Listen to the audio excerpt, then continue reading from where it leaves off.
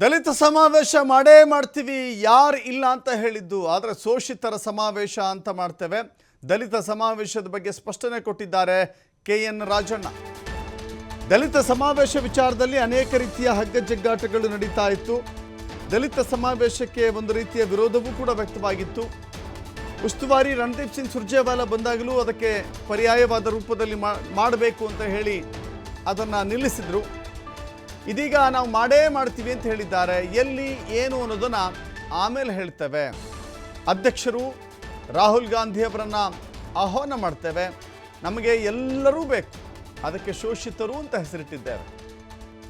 ಶೋಷಿತರು ಅಂತ ಹೇಳಿದ್ರೆ ಎಲ್ಲರೂ ಬರ್ತಾರಲ್ಲ, ಹೀಗಾಗಿ ಶೋಷಿತರ ಸಮಾವೇಶ ಮಾಡಲು ಸಜ್ಜಾಗಿದ್ದೇವೆ, ಅದು ಯಾವ ಕಾರಣಕ್ಕೂ ರದ್ದಾಗಲ್ಲ ಎನ್ನುವ ಸಂದೇಶವನ್ನು KN ರಾಜಣ್ಣ ಹೇಳಿದ್ದಾರೆ.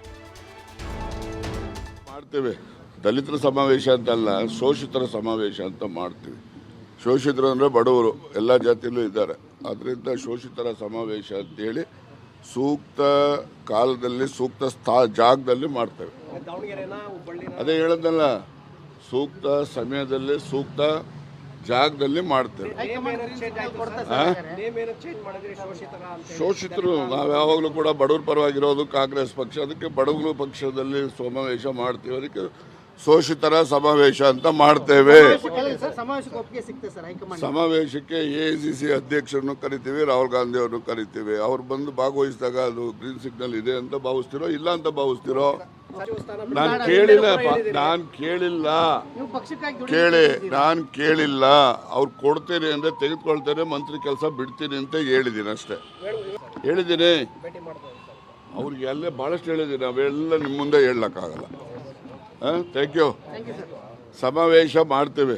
ದಲಿತರ ಸಮಾವೇಶ ಅಂತಲ್ಲ, ಶೋಷಿತರ ಸಮಾವೇಶ ಅಂತ ಮಾಡ್ತೀವಿ. ಶೋಷಿತರು ಅಂದರೆ ಬಡವರು, ಎಲ್ಲ ಜಾತಿಯಲ್ಲೂ ಇದ್ದಾರೆ. ಅದರಿಂದ ಶೋಷಿತರ ಸಮಾವೇಶ ಅಂತೇಳಿ ಸೂಕ್ತ ಕಾಲದಲ್ಲಿ ಸೂಕ್ತ ಜಾಗದಲ್ಲಿ ಮಾಡ್ತೇವೆ. ಅದೇ ಹೇಳೋದಲ್ಲ, ಸೂಕ್ತ